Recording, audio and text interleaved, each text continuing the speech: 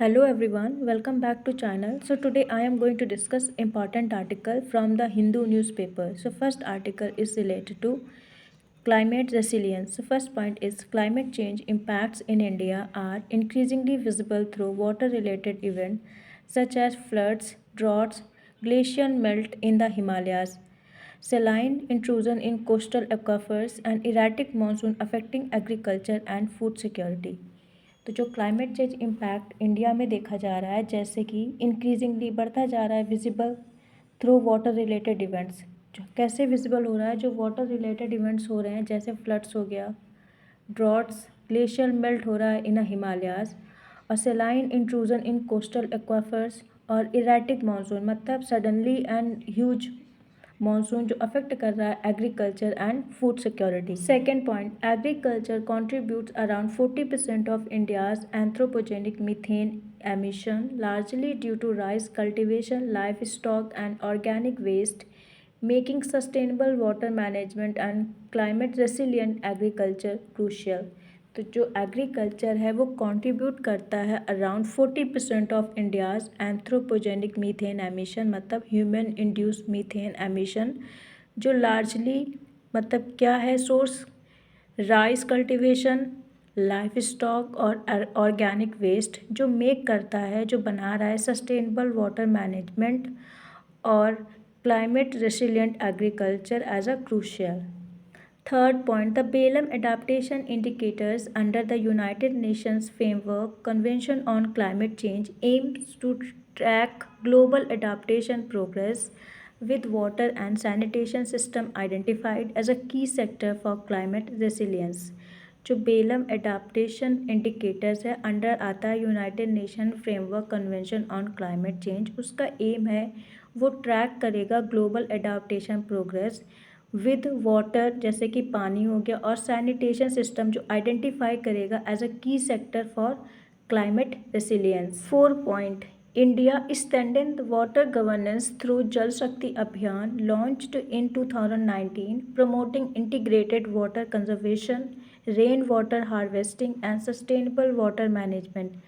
तो इंडिया ने स्ट्रेंथ किया है वाटर गवर्नेंस को थ्रू दी जल शक्ति अभियान जो लॉन्च हुआ था 2019, जो प्रमोट कर रहा है integrated water conservation, rain water harvesting और sustainable water management. 5 point, the national aquifer mapping and management programme has evolve from mapping ground water resources to enabling aquifer level management, supporting data driven climate adaptation policies. जो national aquifer mapping and management programme है वो एक evolve हुआ है, एक निकल के आया है for mapping ground water resources, जो मेक कर रहा है, जो इनेबल कर रहा है एक्वाफर लेवल मैनेजमेंट को और सपोर्ट कर रहा है data driven climate adaptation policies को। 6 point, river restoration efforts under the Namami Gange programme now integrated biodiversity protection, digital monitoring and institutional collaboration to strengthen river ecosystem against climate variability. जो river को restoration effort लिया गया है under the Namami Gange programme, now उसने integrate किया है biodiversity protection को, digital monitoring करना है और इंस्टीट्यूशनल कोलैबोरेशन, जिससे क्या होगा, स्ट्रेंथन होगा river ecosystem against climate variability. 7 point, despite progress challenges remain such as uneven water distribution, increasing water related disasters, fragmented hydrological data system and limited adaptation finance for large scale climate resilience infrastructure।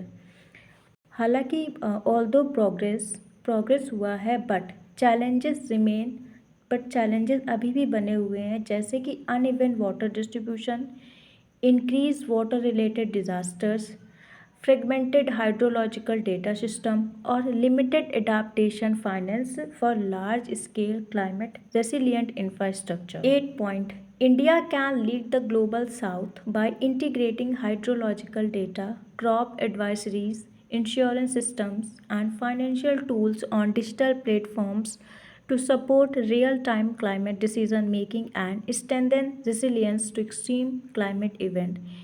India lead कर सकता है global south का, but कैसे? By integrating hydrological data और crop advisories, insurance system or financial tools on digital platform to support real-time climate decision making and strengthen resilience to extreme climate events.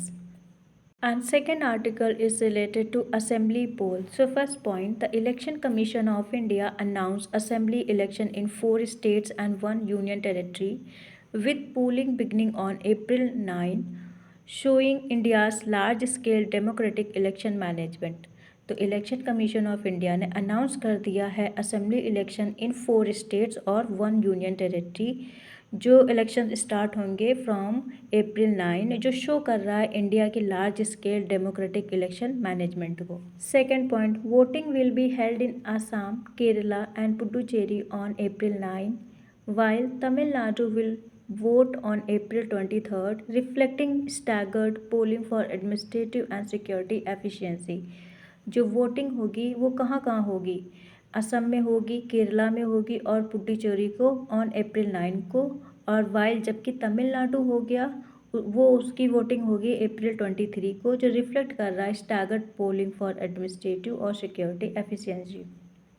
Third point, West Bengal will conduct election in 2 phases on April 23rd and April 29, covering all 294 assembly constituencies, unlike the 8-phase election conducted earlier। जो waste Bengal का election होगा वो होगा 2 phase में, पहला होगा अप्रैल 23 को और सेकंड होगा अप्रैल 29 को, जो कवर करेगा टोटल जितनी भी हैं 294 असेंबली कॉन्स्टिट्यूंसीज़ को, मतलब सीट को, not like the 8-phase election conducted earlier, ना कि पहले जैसा जो 8 फेज़ में पहले इलेक्शन कंडक्ट हुआ था इन वेस्ट बंगाल, अब होगा 2 फेज़ में।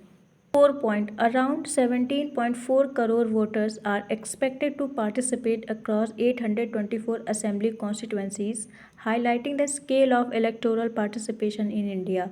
मतलब लगभग 17.4 करोड़ जो वोटर्स होंगे वो पार्टिसिपेट करेंगे अक्रॉस 824 असेंबली कॉन्स्टिट्यूंसीज़ को, जो हाईलाइट कर रहा था स्केल, मतलब एक large numbers of people vote करेंगे in electoral participation in India.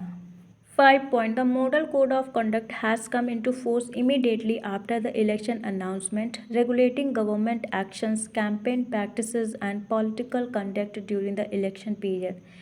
जो मॉडल कोड ऑफ कंडक्ट है वो तुरंत आ गया था, मतलब फोर्स में उसको तुरंत लागू कर दिया गया था आफ्टर इलेक्शन अनाउंसमेंट। जैसे ही इलेक्शन का अनाउंसमेंट हुआ था model code of conduct force में आज आ गया था, जो रेगुलेट करेगा गवर्नमेंट के एक्शंस को, कैंपेन प्रैक्टिसेस को और political conduct during the election period. 6 point, the Chief Election Commissioner Gyanesh Kumar confirmed that vote counting for all states will take place on May 4, ensuring a synchronized result declaration। जो chief election commissioner हैं ज्ञानेश कुमार ने उन्होंने confirm किया है कि जो vote की counting होगी, मतलब जो रिज़ल्ट आएगा सारे स्टेट्स का, वो आएगा May 4 को, जो इंश्योर करेगा एक सिंक्रोनाइज रिज़ल्ट डिक्लेरेशन। मतलब सिंक्रोनाइज रिज़ल्ट डिक्लेरेशन मतलब सबका रिजल्ट सबके साथ आएगा एक टाइम में। Election commission also announced by election for 8 assembly seats in various states, indicating continuous electoral process to fill vacant legislative seat. तो इलेक्शन कमीशन ने और भी अनाउंसमेंट किया है बाई इलेक्शन, मतलब और भी इलेक्शंस होंगे for 8 assembly seats in various states, जो इंडिकेट कर रहा है, जो मतलब कॉन्टीन्यूअस रहेगा इलेक्टोरल प्रोसेसेस, जो फिल करेंगी जितनी वैकेंट लेजिस्लेटिव सीट्स हैं। 8 point, major political parties in West Bengal welcome the reduction in the number of polling phases as fewer phases can lower administrative cost, security deployment and election fatigue। जो major political parties हैं waste Bengal ने, उन्होंने इसका welcome किया है इस initiative का, जो रिडक्शन कर दिया है, मतलब कम कर दिया है नंबर ऑफ पोलिंग फेजेस को from 7 to 2 as a fewer phase. मतलब जो फेज़ आपने कम कर दिया, इसके क्या बेनिफिट्स होंगे, जो as a fewer phase can lower करेगा एडमिनिस्ट्रेटिव कॉस्ट का, सिक्योरिटी डिप्लॉयमेंट का, क्योंकि इलेक्शंस होंगे तो सिक्योरिटी डिप्लॉयमेंट होगी, तो उस सिक्योरिटी डिप्लॉयमेंट और इलेक्शन फटीग, मतलब काफ़ी टाइम तक जो इलेक्शंस होता है ना, तो एक माइंडली इंसान थक जाता है, तो इलेक्शन फटीग को भी रिड्यूस करेगा।